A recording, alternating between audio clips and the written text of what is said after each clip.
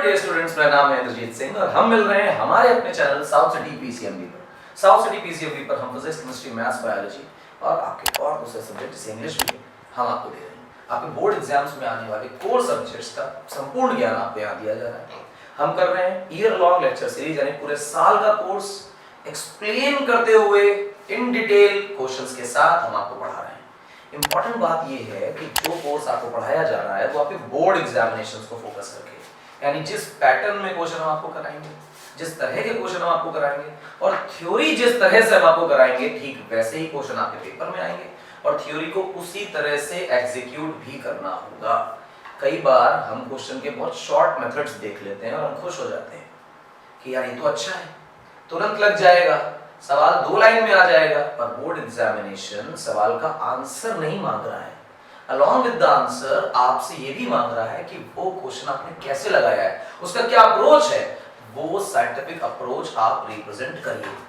और वो scientific representation आपको हम यहाँ दे रहे हैं कि बोर्ड में कैसे मार्क्स लाने हैं, कैसे एग्जीक्यूट करना है। कोर्स तो सिखा ही रहे। फिलहाल क्लास 12 चल रही है वेव ऑप्टिक्स। वेव ऑप्टिक्स में हमने YDSE Young's double slit experiment कर लिया था। जो टॉपिक उसमें बचा था वो बच्चों फ्रिंज विड्थ था। आज हमें फ्रिंज विड्थ के बारे में जानकारी निकालनी है। तो फ्रिंज विड्थ पढ़ने से पहले हम बेसिक आइडिया निकाल लेते हैं कि YDSE में कैसे पैटर्न दिखाई देते थे। तो ये आपको एक मोटा मोटा YDSE का पैटर्न है। हालांकि YDSE का पैटर्न इससे बेहतर दिखाई देता है। ये समवट जो इमेज निकाली गई है ये शायद डाइफ्रैक्शन टाइप की इमेज है, लेकिन फिर भी काम चल जाएगा। ये वो हिस्सा है जहां आपको ब्राइट टाइप का कुछ दिखाई दे रहा है और ये वो हिस्सा है जहां आपको बहुत डार्कनेस सी नजर आ रही है। फिर ये वो हिस्सा है जहां आपको बहुत ब्राइट दिखाई दे रहा है। ये वो हिस्सा है जहां आपको डार्क दिखाई दे रहा है। ये फ्रिंजेस कहलाती हैं। जहां पे ब्राइटनेस ज्यादा है वो फ्रिंज है ब्राइट फ्रिंज, जहां डार्कनेस ज्यादा है वो फ्रिंज है डार्क फ्रिंज। अच्छा, सेटअप दिखाया गया था, ये सेटअप दिखाया गया था।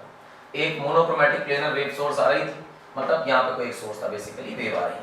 वेव आ रही है, पॉइंट सोर्स की तरह बिहेव करता है, तो यहाँ से वेव फ्रंट्स बनते हैं। आपको वेव फ्रंट बना कर मैंने दिखाए थे, ठीक है ना। फिर ये दूसरे सोर्स से भी वेव फ्रंट बनते हैं। अब क्योंकि एक ही सोर्स को स्प्लिट करके 2 सोर्सेस में कन्वर्ट कर लिया गया है, इस वजह से ये मोनोक्रोमैटिक वेव फ्रंट जो है, ये वेव सोर्स जो है, इसके 2 सोर्स स्प्लिट हो गए, दोनों पॉइंट सोर्सेस हैं, स्फेरिकल वेव फ्रंट डेवलप करेंगे। स्फेरिकल वेव फ्रंट एक दूसरे से ओवरलैप करेंगी, सुपरपोज करेंगी, तो वो कंस्ट्रक्टिव और डिस्ट्रक्टिव दोनों तरह के इंटरफेरेंसेस शो कर सकते हैं। जहां पर भी बच्चों कंस्ट्रक्टिव इंटरफेरेंस आएगा वहां पे ब्राइट फ्रिंज बनेगी, बी फ्रिंज। और जहां पर भी ये डार्कनेस समझ में आएगी, डिस्ट्रक्टिव इंटरफेरेंस होगा, इंटेंसिटी मिनिमम हो जाएगी, अंधेरा हो जाएगा, कालापन दिखाई देगा, वो कहलाएगी बेटा डार्क फ्रिंज। क्या कहलाएगी? Dark fringe. अच्छा, तो फ्रिंज विड्थ क्या होती है? आप देखें, आपको यहां मैक्सिमा मिला, आप फिर वो कम होता गया, इंटेंसिटी कम हुई, मिनिमा मिल गया, फिर इंटेंसिटी बढ़ी और फिर से मैक्सिमा मिला। ये मैक्सिमा और मैक्सिमा, कंसेक्यूटिव मैक्सिमास, इनके बीच की जो दूरी है ये कहलाती है मेरे बच्चों फ्रिंज विड्थ। इस फ्रिंज विड्थ को हम कहते हैं बीटा। ठीक इसी तरह हम अगर इसे ब्राइट से ब्राइट एक्सप्लेन ना करना चाहें, हम इसे डार्क टू डार्क एक्सप्लेन करना चाहें, तो 2 कंसेक्यूटिव डार्क के बीच में जो सेपरेशन है, ये सेपरेशन भी बीटा यानी कि फ्रिंज विड्थ कहलाता है। आई होप आपको ये बात समझ में आई है कि फ्रिंजेस क्या है, डार्क फ्रिंज क्या है, ब्राइट फ्रिंज क्या है और डार्क और ब्राइट फ्रिंजेस के बीच की दूरी क्या होती है। अच्छा सा, बहुत बढ़िया। कुछ बेसिक रिकॉल कर लेते हैं हम लोग YDSE सेटअप का, क्योंकि रिकॉल करने के बाद ही जाकर आपको बेहतर आइडिया होगा कि हम कर क्या रहे हैं, है ना। तो ये रही हमारी एक सीधी सी लाइन, इस लाइन में एक और लाइन, इस लाइन में एक और लाइन।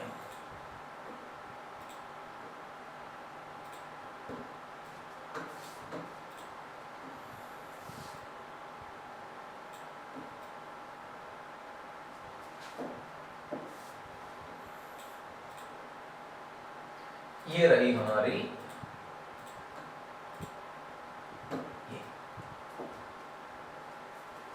आप यहां पर एक सोर्स मानते थे, मैं इसे स्फेरिकल सोर्स बना रहा हूं, आप इसे प्लेनार सोर्स भी बना सकते हैं। फिर यहां से आप एक लाइट वेव निकाला करते थे जो इसमें जाती थी, फिर एक लाइट वेव इसमें भी जाती थी, दोनों सेम फेज में पहुंचते थे। इसमें एरो लगा देना चाहिए क्योंकि उसका डायरेक्शन पता चलती है कि लाइट जा किस डायरेक्शन में रही है, इसीलिए इसे रे बोलते हैं क्योंकि इसमें डायरेक्शन होती है। ठीक, अच्छा, जो स्लिट्स हैं इनके बीच की दूरी d है, जिसे S1 S2 बोला जा सकता है। बीच का डिस्टेंस जो है बच्चों वो d है। इस तरह से हम जानबूझकर यहां से यहां इंटरफेरेंस कराते थे, और हर जगह हो सकता है, हम कोई पर्टिकुलर स्पॉट चूज कर रहे हैं, इंटरफेरेंस हर जगह हो सकता है। जहां इंटरफेरेंस हो रहा है उसे P पॉइंट बोल रहे हैं। यहां से एक परपेंडिकुलर ड्रॉ किया जाता था, परपेंडिकुलर ड्रॉ करके इस पॉइंट को A नाम देते थे। ये जो चीज S2A है, यही दोनों रेज में पाथ डिफरेंस होता था। याद है कुछ आपको? मैं रिकॉल करा रहा हूं, अगर आपको इसकी डिटेल जानकारी लेनी है तो जस्ट लास्ट लेक्चर में चले जाइए, इसको बहुत डिटेल में मैंने किया है। ठीक, फिर आपको ब्राइट फ्रिंजेस की जानकारी निकालनी होती थी कि ब्राइट फ्रिंज एक्चुअली कहां बनेगी। तो आप देखते हैं कि ब्राइट फ्रिंज कहां बन रही है।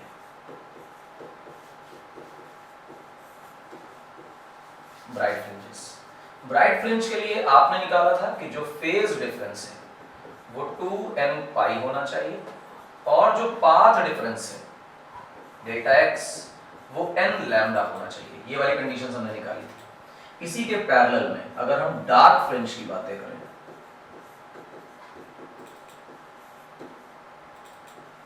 तो डार्क फ्रिंजेस के लिए हम लोगों ने निकाला था कि जो फेज डिफरेंस है वो 2n-1 इंटू पाई होना चाहिए, ताकि cos फाई की वैल्यू -1 आ जाए, पाई का ऑड मल्टीपल। और डेल्टा x पाथ डिफरेंस जो है वो 2n-1 इंटू लैम्डा बाय 2 होना चाहिए, यानी लैम्डा बाय 2 का ऑड मल्टीपल। बस जो इंपॉर्टेंट बात याद रखनी थी कि यहां पर n की वैल्यू 0 से शुरू होती है, और यहां पे n की वैल्यू बेटा 1 से शुरू होती है।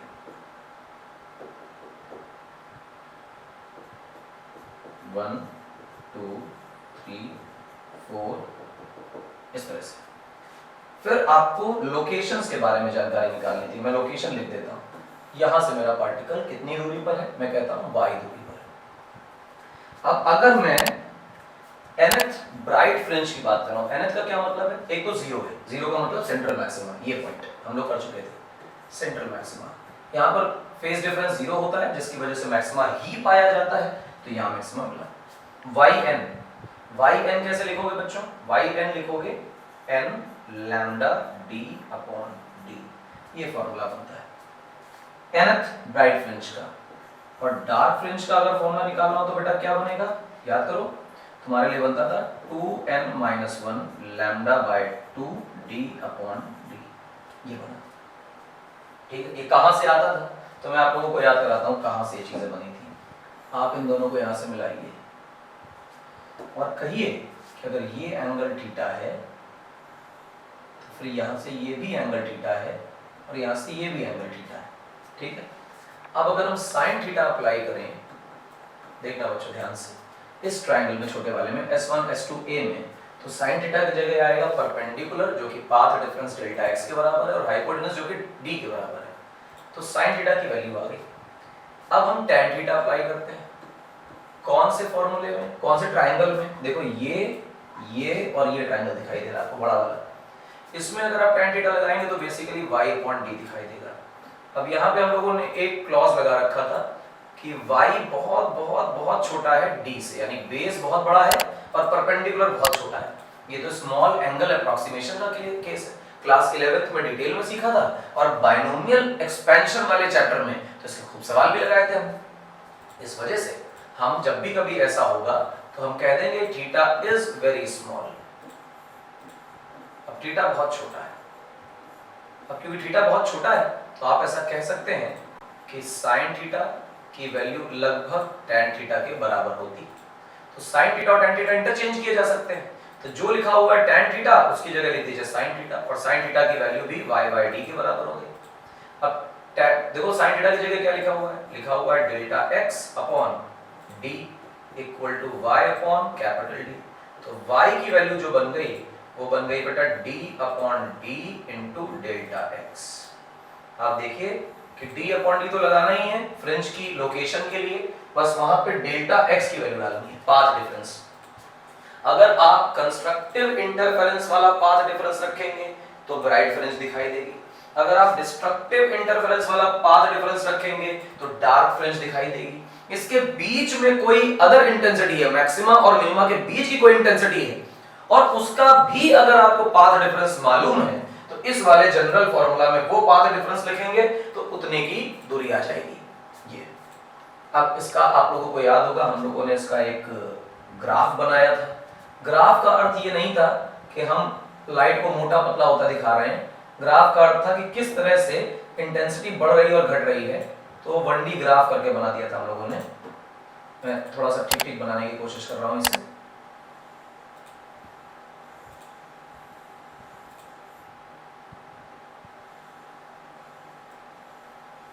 इस तरह से, ठीक है। अब देखिएगा बच्चों, ये आपकी ब्राइट फ्रिंज है, ये आपकी ब्राइट फ्रिंज है, ये आपकी ब्राइट फ्रिंज, ये अगेन आपकी ब्राइट फ्रिंज, ये अगेन आपकी ब्राइट फ्रिंज है। ये मत समझना बच्चों कि बिल्कुल भी नहीं समझना है कि लाइट आगे निकल गई है। ये जैसे ग्राफ होता है ना, ग्राफ की ऊंची वैल्यू बताती है कि वैल्यू हाई है, वैसे यहाँ पे लाइट की इंटेंसिटी, एनर्जी, ब्राइटनेस ज्यादा है, उस ज्यादा को दिखाने के लिए ग्राफ को आगे बढ़ा दिया गया। मतलब यहाँ पे कुछ चमकदार स्पॉट बन रहा है, यहाँ का स्पॉट बहुत चमकदार है, ऐसा सोच सकते हैं। और यहाँ पे अंधेरा है, यहाँ पे ब्राइटेस्ट स्पॉट है, फिर यहाँ अंधेरा है, फिर यहाँ पे ब्राइटेस्ट स्पॉट है, फिर यहाँ अंधेरा है, फिर यहाँ पे ब्राइटेस्ट स्पॉट है, फिर यहाँ अंधेरा है, इस तरह का सीन।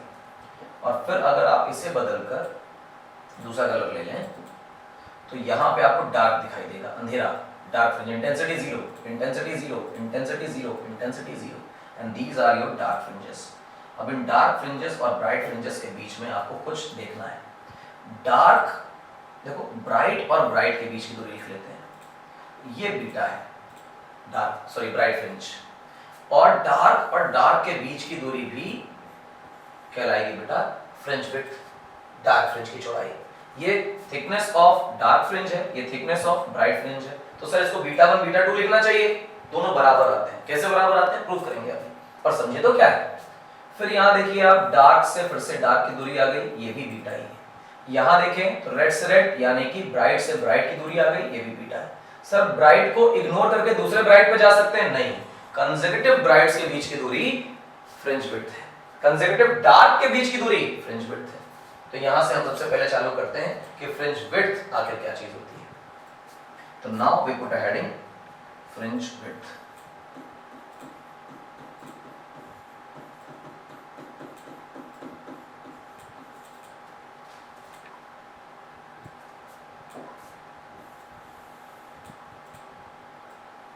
फ्रिंज विड्थ में गड़बड़ हो गई है थोड़ी सी, तो इसको h बना लेना चाहिए, ठीक है ना, अच्छा लगेगा देखकर ऐसे। फ्रिंज विड्थ, चलो भाई फ्रिंज विड्थ हो गया।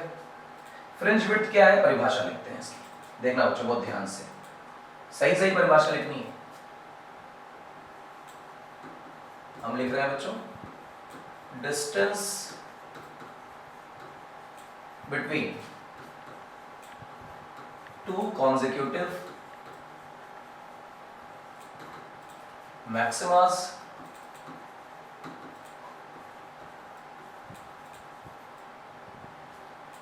or two consecutive minimas। आप सब जानते हैं मिनिमा और मैक्सिमा किसे बोलते हैं, इज कॉल्ड फ्रिंज विड्थ।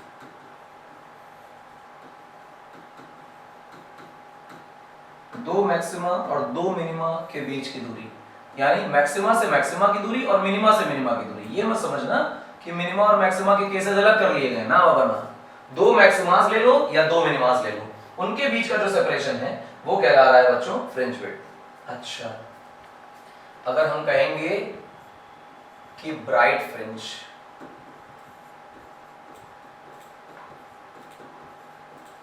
सुनिएगा बहुत ध्यान से, क्या कह रहे हैं बेटा इसे, ब्राइट फ्रिंज। ब्राइट फ्रिंज का अर्थ हुआ हमारे लिए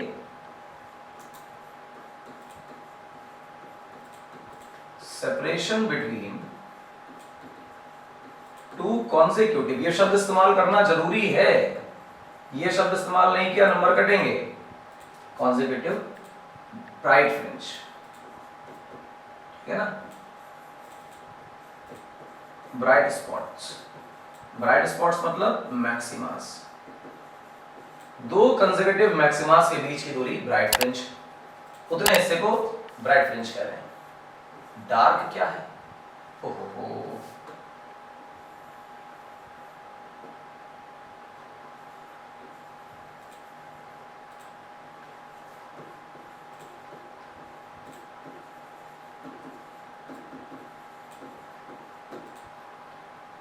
डार्क फ्रिंज देखो, मैंने थोड़ी सी उसमें गलत लिख दी थी परिभाषा, बोल भी गलत दी थी, अभी फर्क उसको करेक्ट करवाता हूं। देखो, सेपरेशन बिटवीन, फिर से वही, टू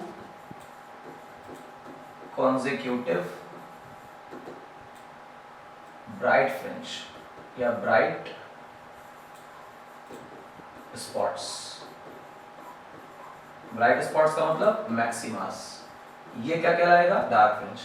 डार्क फ्रिंज का मतलब है ब्राइट से ब्राइट की दूरी, और ब्राइट फ्रिंज का मतलब है डार्क से डार्क की दूरी। तो अजीबोगरीब लगा, मिनिमा से मिनिमा तो डार्क फ्रिंज होना चाहिए? नहीं, देखो, मिनिमा से मिनिमा के बीच में इंटेंसिटी ज्यादा है, तो लॉजिकली ये हिस्सा तुम्हारे लिए ब्राइट फ्रिंज। देखो, मैक्सिमा से मैक्सिमा के बीच में तुम देखो इंटेंसिटी कम हो रही है, तो ये हिस्सा जो है ये तुम्हारे लिए डार्क फ्रिंज। तो तुमको पता चला कि जो बेटा डार्क फ्रिंज है वो ब्राइट से ब्राइट के बीच में मिल रहा है, और जो ब्राइट फ्रिंज है वो डार्क से डार्क के बीच में मिल रहा है। अच्छा, इसीलिए यहां लिखा कि ब्राइट फ्रिंज कौन है? Separation between two consecutive dark spots या मिनिमास, और डार्क फ्रिंज क्या है? Separation between two consecutive bright spots. Dark fringe बतानी है तो ब्राइट स्पॉट के बीच की दूरी है, ब्राइट फ्रिंज बतानी है तो डार्क स्पॉट्स के बीच की दूरी। अच्छा सर, फॉर्मूला क्या होता है? देखो फॉर्मूला, ध्यान देना, बीटा का मतलब है yn माइनस yn माइनस 1। क्या बकवास पढ़ा रहे हो ये कैसे लिख दिया? फ्रिंज विड्थ जिसको हम बोल रहे थे ना, वो क्या है? यहां देखो फ्रिंज विड्थ, तुम देखो यहां एक मिनिमा है और यहां देखो एक मिनिमा है, कंसेक्यूटिव है? हाँ है। इनके बीच की दूरी क्या कहलाएगी? फ्रिंज विड्थ कहलाएगी। गौर से देखो, ये मैक्सिमा है, ये भी एक मैक्सिमा है, इनके बीच की दूरी क्या कहलाएगी? फ्रिंज विड्थ कहलाएगी। तो अगर मेरे पास पहला मैक्सिमा है तो मैं जीरो और फर्स्ट के बीच का डिफरेंस लिख सकता हूं, या फर्स्ट और सेकंड के बीच का डिफरेंस लिख सकता हूं, या सेकंड और थर्ड के बीच का डिफरेंस लिख सकता हूं। अगर मैंने कोई nth दूरी ली है तो n-1 दूरी लेके बात बन जाएगी। हाँ बिल्कुल सही बात है, यानी कि अगर मैं तीसरा ले रहा हूं और मैं दूसरा ले रहा हूं तो तीसरे और दूसरे के बीच की दूरी फ्रिंज विड्थ है।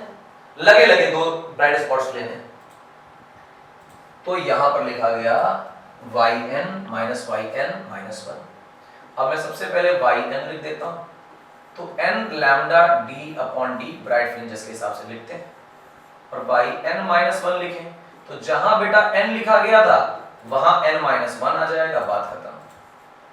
तो यहां से अगर आप बीटा यानी कि फ्रिंज विड्थ निकालना चाहें तो formula yn minus yn minus 1 लगाएंगे, तो yn की जगह लिखेंगे बेटा n lambda d upon d minus, अब यहां पर थोड़ा ब्रैकेट इस्तेमाल करें क्योंकि जैसे ही माइनस आता है कैलकुलेशन एरर चालू होने लग जाते हैं, इसलिए ब्रैकेट का इस्तेमाल हमेशा करें।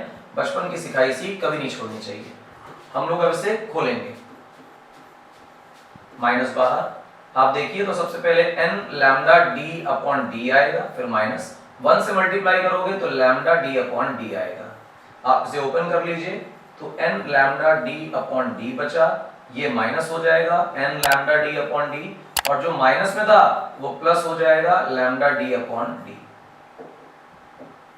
ये और ये कैंसिल हो जाएंगे क्योंकि प्लस माइनस में, तो जो लॉजिकली मेरे पास बीटा का फॉर्मूला बन रहा होगा वो होगा बेटा लैम्डा d अपॉन d। और रे आंसर आ गया।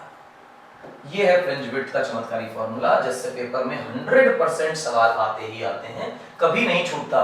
तो ये रहा बेटा मेरा बीटा, और बीटा की वैल्यू है कितनी? Lambda d upon d। डब्बे में बंद करिए, इसकी थोड़ी सी पूजा करिए और फिर इससे आगे सवाल करते हैं। कुछ बेसिक कमेंट्री करें इस पर कि बीटा के फॉर्मूले से हमें क्या सीखने को मिला। फ्रिंज विड्थ ये बता रही है कि कितने चौड़े स्पॉट्स दिखाई देंगे, चौड़े स्पॉट्स का क्या मतलब है समझिएगा। आपको ये ब्राइटनेस नजर आ रही है, ये हिस्सा ब्राइट नजर आ रहा है,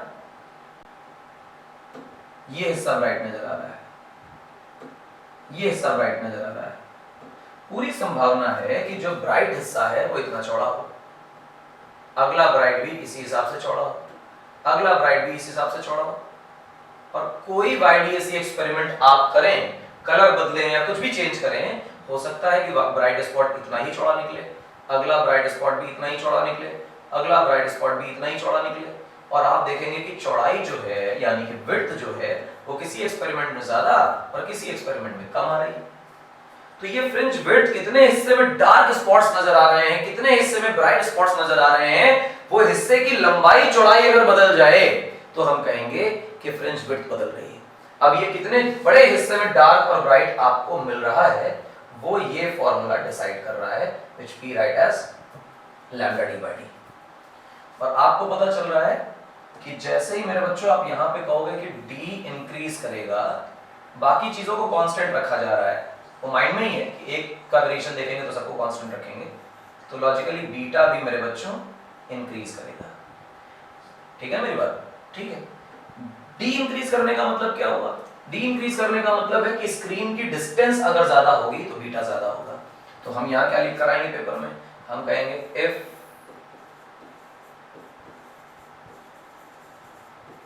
separation between slits and screen is increased, then fringe width is also increased।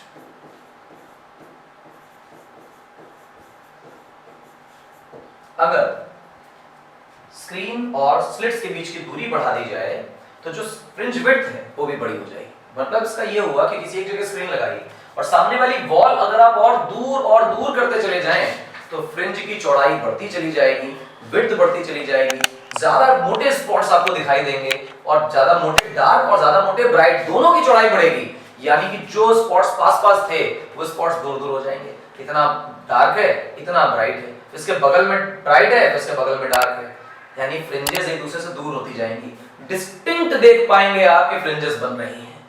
हाँ, यानी कि अगर आपको साफ पैटर्न देखना है तो आपको चाहिए कि आप स्क्रीन को बहुत दूर ले जाइए। क्या बात है। अच्छा, जरा हमें डायग्राम में भी तो बताओ। ये चीज, ये है हमारा डी, स्लिट्स यहाँ है, स्क्रीन यहाँ पे। इस दूरी को बढ़ाते जाओगे फ्रिंजेस मोटी होती जाएंगी। अरे वाह, क्या बात है। आगे आइए, अगले प्रोपोर्शनैलिटी चेक करते हैं। आपको दिख रहा है कि अगर आप d को बढ़ा रहे हैं तो करस्पॉन्डिंगली बीटा घट रहा है। इनवर्सली प्रोपोर्शनल दिख रहा है ना स्मॉल d से, तो जैसे जैसे डिनोमिनेटर बढ़ेगा वैल्यू घटेगी। इसको उल्टा भी कर सकते हैं कि अगर हम d को छोटा कर दें तो बीटा लॉजिकली बढ़ेगा। सर ये स्मॉल d क्या है? तो स्मॉल d जो है वो स्लिट्स के बीच की दूरी है। ये स्लिट्स के बीच की दूरी क्या होती है? डायग्राम में चेक करें। तुरंत डायग्राम देखे बेटा, ये आपको नजर आ रहा है एक स्लिट और ये आपको नजर आ रही है दूसरी स्लिट। इन स्लिट्स के बीच की दूरी क्या है बेटा? ये है डी, ये दूरी। अब ये दूरी जैसे जैसे घटेगी फ्रिंज विड्थ बढ़ेगी, जैसे जैसे ये स्लिट्स की दूरी बढ़ेगी फ्रिंज विड्थ घटेगी। यानी स्लिट्स के दूर होने पर जो फ्रिंजेस हैं वो पास बनती हैं, कंप्रेस होती जाती हैं, और स्लिट्स के पास होने पर फ्रिंजेस दूर होती हैं, डाइवर्ज होती जाती हैं, बढ़ती जाती हैं। अच्छा, यानी अगर तुम मोटी तगड़ी बिल्कुल गेंडे वाली साइज की फ्रिंजेस बनाना चाहते हो तो तुम्हें स्लिट्स को बहुत पास करना पड़ेगा। स्लिट्स होंगी जितनी पास, फ्रिंजेस बनेंगी उतनी मोटी तगड़ी गेंडी। अच्छा, बहुत बढ़िया। क्या लिखेंगे बच्चों? यहां पे लिखेंगे F।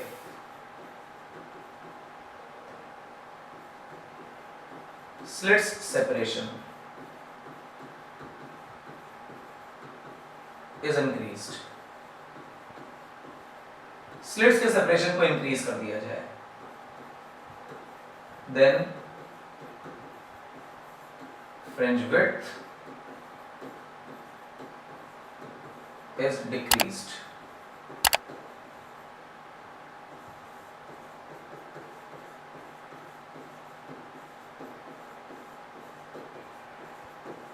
उल्टा भी ट्रू है, ठीक है। आखिरी खेल बचा लैम्डा का। तो आपको दिख रहा है कि जैसे जैसे लैम्डा बढ़ेगा, डायरेक्टली प्रोपोर्शनल का रिलेशन है, फॉर्मूले में ही दिख रहा है, तो वैसे वैसे बेटा बीटा भी बढ़ेगा। यानी कि अगर आप लैम्डा बढ़ाते हैं तो फिर फ्रिंज विड्थ बढ़ेगी। तो हम कहेंगे इफ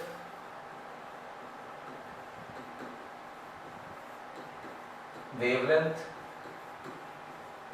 increases then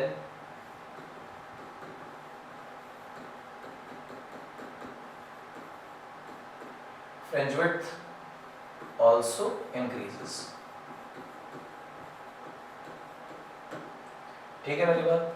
अगर वेवलेंथ बढ़ती है तो फ्रिंज विड्थ भी बढ़ेगी, स्लिट सेपरेशन बढ़ता है तो फ्रिंज विड्थ घटेगा, स्क्रीन का सेपरेशन बढ़ता है तो फ्रिंज विड्थ बढ़ेगा। मेरा कंसर्न जरा इधर घूम रहा है, बार बार मन कर रहा है कि इसकी चर्चा करी जाए। मैं जानता हूं कि मेरे पास विबग्योर नाम का एक स्पेक्ट्रम है जिसको हम विजिबल स्पेक्ट्रम कहते हैं, क्योंकि यही वो इलेक्ट्रोमैग्नेटिक वेव का पार्ट है जो दिखाई देता है। अच्छा साहब, अगर ये दिखाई देता है तो इसमें क्या सीन है जरा समझाइए। आप जानते हैं कि वॉयलेट का लैम्डा, इंडिगो का लैम्डा, ब्लू का लैम्डा, ग्रीन का लैम्डा, येलो का लैम्डा, टैंग ऑरेंज का लैम्डा और रेड का लैम्डा, इनमें क्या रिश्ता होता है? ये रिश्ता होता है। ये क्या बनाते जा रहे हैं? आप सबको पता है कि रेड की वेवलेंथ सबसे ज्यादा और वॉयलेट की वेवलेंथ सबसे कम, और विबग्योर में इसी सीक्वेंस से चलते जाइए तो मिनिमम जो वेवलेंथ मिलेगी वो वॉयलेट की मिलेगी, इंडिगो की उससे ज्यादा मिलेगी, ब्लू की उससे ज्यादा मिलेगी, ग्रीन की उससे ज्यादा होगी, येलो की उससे ज्यादा होगी, ऑरेंज की उससे ज्यादा होगी और रेड की सबसे ज्यादा होगी। तो आपको पता चलेगा कि आप रेड में वेवलेंथ सबसे ज्यादा पा रहे हैं और वॉयलेट में वेवलेंथ सबसे कम पा रहे हैं। और यहां पर अगर कोई बच्चा ये अब बोलने लग जाए कि sir keeping the YDAC setup same,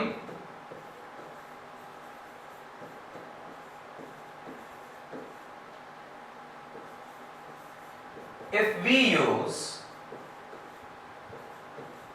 red and violet light, तो बीटा ऑफ रेड और बीटा ऑफ वॉयलेट में कौन बड़ा कौन छोटा होगा, किसका वेवलेंथ ज्यादा, सॉरी किसका फ्रिंज विड्थ ज्यादा, किसका फ्रिंज विड्थ कम होगा। ध्यान रखिएगा, keeping the YDAC setup same का क्या मतलब है? यानी जो ऑपरेटर्स आप बना रहे हैं, जो सिस्टम आप बना रहे हैं स्क्रीन पे कैप्चर करने वाला, वो सेटअप सेम है। और सेटअप सेम होने का अर्थ ये है कि ना आप स्क्रीन के बीच की दूरी और ना आप स्लिट्स के बीच की दूरी बदल रहे हैं, तो ये हो गया आपके लिए सेम। कहने का अर्थ ये, ध्यान रखिएगा कि अगर वो कह रहा है keeping the YDAC setup same, इसका अर्थ ये हुआ सीधा सीधा कि आपने जो सिस्टम बना रखा है वो सेम है, सिर्फ लाइट बदली है। यानी ना छोटा डी बदलेगा ना बड़ा डी बदलेगा। अब छोटा डी और बड़ा डी नहीं बदला तो फिर फ्रिंज विड्थ के फॉर्मूले पर आ जाइए, टैन टैन, ये और ये सेम हो गए। तो बीटा का जो रिलेशन बचा वो बचा किससे? लैम्डा से। लैम्डा होगा ज्यादा तो फ्रिंज विड्थ भी होगा ज्यादा। अब लैम्डा ज्यादा तो फ्रिंज विड्थ भी ज्यादा, और आपको पता है कि रेड का लैम्डा ज्यादा होता है, वॉयलेट का लैम्डा कम होता है, इस वजह से रेड का फ्रिंज विड्थ भी ज्यादा होगा और वॉयलेट का फ्रिंज विड्थ छोटा होगा। तो सेम YDAC सेटअप में रेड मोटे तगड़े गेंडे फ्रिंज विड्थ दिखाएगा, फ्रिंजेस दिखाएगा, और वॉयलेट पतले दुबले नन्हे मुन्ने फ्रिंजेस दिखाएगा। फिलहाल ये वाली बात। अच्छा साहब, बहुत बढ़िया, ठीक है, मजा आया। क्या कर सकते हैं इनका?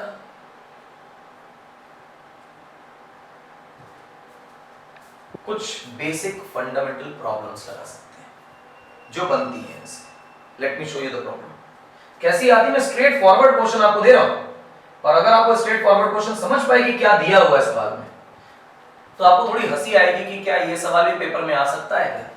और मैं आपको यकीन दिलाता हूं जो मैं दे रहा हूं पेपर में एग्जैक्ट ऐसे ही क्वेश्चंस आते हैं। इसको देखकर कई बार बच्चा हंसता है कि ये क्वेश्चन क्यों दे रहे हो, तो सीधा सीधा क्वेश्चन पर बोर्ड में आता है। बोर्ड चाहता है कि आपके उस बेसिक कॉमन सेंस को जज किया जाए जो 11th एंड 12th क्लास आपको सिखाना चाहती है। आपने कॉन्सेप्ट्स को डिटेल में सीखा है या नहीं, आपको फॉर्मूला याद है या नहीं, आप ये बात समझ पाते हैं थ्योरी को पढ़कर, क्वेश्चन को पढ़कर, प्रॉब्लम को पढ़कर कि ये एक्चुअली किस रेफरेंस में पूछा जा रहा है। सवाल डिफिकल्ट करने का उनका इरादा नहीं है, सवाल में कॉन्सेप्ट डिकोड करने का इरादा है कि अगर आप कॉन्सेप्ट को डिकोड कर पाए कि क्या पूछा गया है तो खेल खत्म। बस उनकी इच्छा यही थी, ना कैलकुलेशन हार्ड पूछ रहे हैं ना क्वेश्चन हार्ड पूछ रहे हैं। अच्छा सवाल देखिए बेटा, इन अ YDSE setup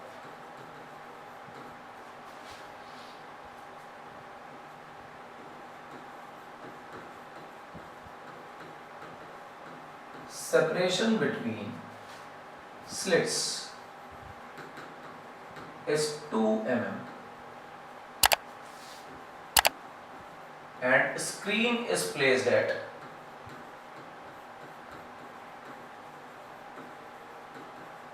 4 meters from slits.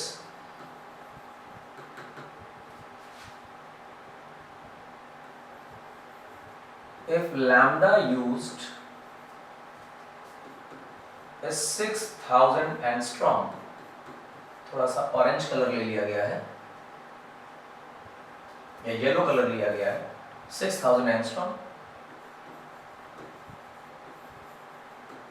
then find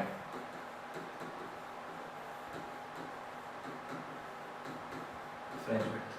fringe width प्राप्त करिए। फ्रिंज विड्थ कैसे प्राप्त होगी मुझे बताइए, बहुत आसान सा कॉन्सेप्ट, सुनना बच्चों। तुम सबसे पहले तो ढूंढोगे क्या क्या दिया है।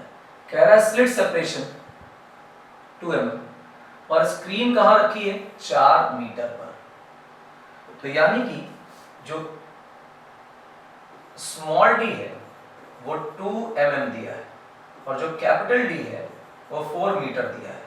यानी कि यूनिट का झगड़ा तो पहले ही मिनट से है सवाल में, और यूनिट का झगड़ा पहले ही मिनट से है तो क्यों ना इसे सॉल्व कर लिया जाए। तो इनका झगड़ा सुलझाओ और दोनों को एक ही रीति में ले आओ। अब वो कह रहा है कि जो वेवलेंथ दिया गया है वो 6000 एंगस्ट्रॉम है। एक और झगड़े वाला प्राणी आया, इसे भी एसआई में बेटा कन्वर्ट कर दो, 6000 सॉरी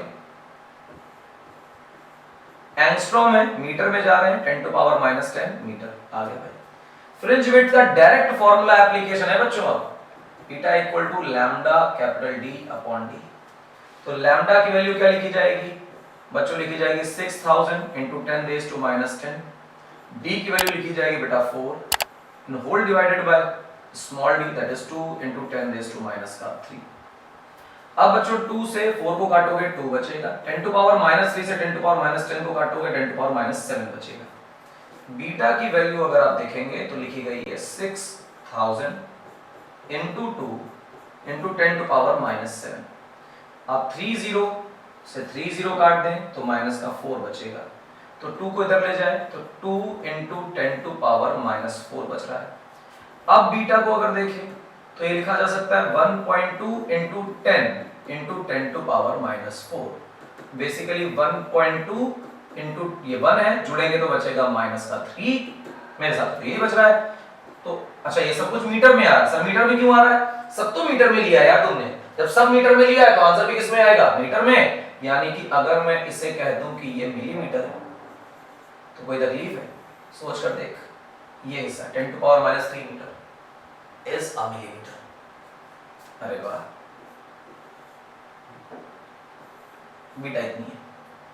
सवाल कठिन था नहीं, क्या सिखा रहा था क्वेश्चन, पहली बात तो ये पूछ रहा था कि आपको फॉर्मूला याद है या नहीं, सवाल पढ़ के आप YDSE सोच पाते हो या नहीं, और दूसरा कि जब आप इन सवालों को सॉल्व करोगे तो क्या आपने इन यूनिट्स की गलतियां तो नहीं कर दी थी। ऐसा तो नहीं है कि 2, 4 और 6000 रख के सॉल्व करके आंसर निकाल दिया था।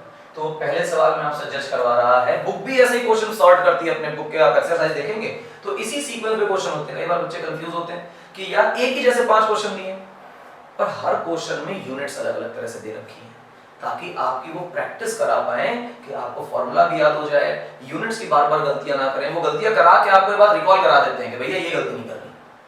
अच्छा सर, क्या सीन बचा हमारा। अब एक क्वेश्चन और करते हैं, क्योंकि अगला सेशन हम प्रॉब्लम्स पर ही बिठा लेंगे, इसलिए प्रॉब्लम्स अब और नहीं करेंगे। नेक्स्ट सेशन जो है वो बेसिक प्रॉब्लम्स पर ही है। कह रहा है कि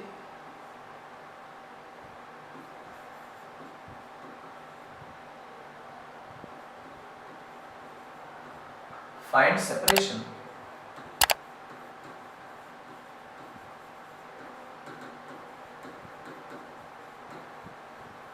between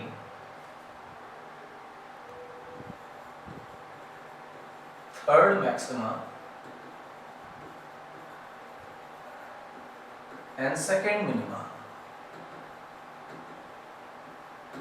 सेकेंड मिनिमा और थर्ड मैक्सिमा के बीच की दूरी पूछ रहा है।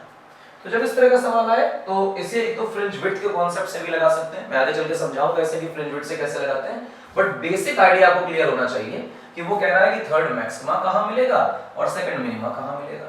तो मैं जरा आइडिया से सेटअप के बारे में सोचता हूं, कहीं ना कहीं मुझे सेंट्रल मैक्सिमा दिखता है, फिर first minima, first maxima, second minima, second maxima, third minima, then third maxima. ओहो, यानी कि तुम्हें सवाल में सेकंड मिनिमा पहले मिलेगा और थर्ड मैक्सिमा बाद में मिलेगा। इन सबको हटा दिया जाए तो जो तुम्हें पहले मिल रहा है उसे तुमको पहले, और जो बाद में मिल रहा है उसे कहो बाद में। तो किसकी दूरी सेंट्रल मैक्सिमा से ज्यादा होगी? थर्ड मैक्सिमा की। किसकी दूरी सेंट्रल मैक्सिमा से कम होगी? सेकंड मिनिमा से। तो इसका मतलब अगर मैं इस डेल्टा x को निकालूं, this is not the path difference, basically this is the separation between third and maxima and second minima. तो मुझे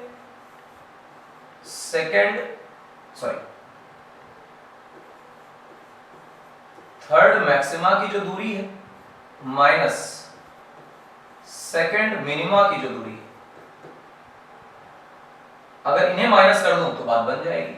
मैक्सिमा वाला फॉर्मूला लगाइए n lambda d upon d, और मिनिमा वाला फॉर्मूला लगाइए 2n माइनस 1 लैम्डा बाय 2। ठीक है ना, ये दूरी आ गई।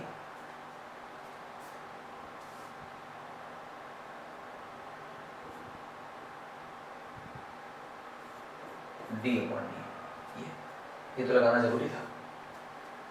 अब यहां पर बहुत ध्यान से देखना, क्योंकि थर्ड मैक्सिमा की बात हो रही है, इस वजह से यहां पर n की वैल्यू 3 रखी जाएगी, और यहां सेकंड मिनिमा की बात हो रही है, इस वजह से यहां पे n की वैल्यू 2 रखी जाएगी। अब बेटा आप इसे सॉल्व कर देंगे, सॉल्व करेंगे तो लिखेंगे 2 लैम्डा d अपॉन d, ठीक, माइनस यहां लिखेंगे 2 into 2 minus 1 lambda d upon d into 1/2। Solve करिएगा बच्चों तो आपको सामने से मिलेगा 2 lambda d upon d minus 2 2 4 minus 1 that is 3 again upon 2, तो lambda d divided by d। आपको ऐसा लगना चाहिए कि sir lambda d upon d तो हम कॉमन ले सकते हैं, तो यहाँ बच रहा है 2 माइनस 3/2, 2 में से 1.5 जाएगा तो लॉजिकली आधा बचेगा, तो लैम्डा d बाय d, और यहाँ क्या आ रहा है बेटा, बेसिकली आ रहा है 1/2, और लैम्डा d बाय d क्या होता है, तो फ्रिंज विड्थ होता है, तो फ्रिंज विड्थ डिवाइडेड बाय 2, ये है तुम्हारा बेसिक आंसर। हाँ, इस बात की थोड़ी सी प्रॉब्लम आती है इस तरह के सवालों में, बच्चा क्या कंफ्यूज होता है मैं बताता हूँ उनको। वो कहता है सर इस सवाल में ना लैम्डा दिया है, ना d दिया है, ना d दिया है, तो सवाल होगा किस रेफरेंस में? बीटा के टर्म में बताना है आपको, अन्यथा इस सवाल में बीटा गिवन रहेगा। क्या गिवन रहेगा बेटा? बीटा गिवन रहेगा। अदरवाइज आप बीटा के टर्म में आंसर बता दीजिए, बीटा के टर्म में आंसर बताएंगे तो बस यही डिमांड थी सवाल की, खेल खत्म, पैसा हो गया। तो फ्रिंज विड्थ की डिटेल जानकारी हमने निकाली। अब फ्रिंज विड्थ क्योंकि हमारे लिए हो चुका है, तो आज के लेक्चर को बेटा हम यहाँ पे ओवर करते हैं। अगले टर्म पे फ्रिंज विड्थ की और डिटेल जानकारी, थोड़ा बहुत एंगुलर फ्रिंज विड्थ के बारे में थोड़ा सोचेंगे, और बहुत सारी प्रॉब्लम्स लगाएंगे YDSC सेटअप के रिगार्डिंग। इससे जुड़े हुए 10-15 सवाल आपको यहाँ हम करके दिखाएंगे ताकि आपकी प्रैक्टिस बहुत डिटेल में हो जाए। अच्छा, तो अब क्या करेंगे, आपको थैंक यू बोलेंगे, थैंक्स फॉर वॉचिंग, हमें देखने के लिए बहुत बहुत धन्यवाद। साउथ सिटी PCMB को लगातार फॉलो करिए। बोर्ड एग्जाम्स में जो आने वाला है वो हम यहाँ कराने वाले हैं। और ध्यान रखिएगा कि हमने जो यहाँ बोर्ड पर लिखा एग्जाम में हूबहू वही आएगा। कैसा एग्जीक्यूट करना है, क्या क्या बातों का ध्यान रखना है पेपर लिखते समय, वो हम आपको बता रहे हैं। मिलेंगे नेक्स्ट लेक्चर में। मेरा नाम इंद्रजीत सिंह है, फिजिक्स पढ़ा रहा हूँ आपको साउथ सिटी पीसीएमबी पर। Thank you.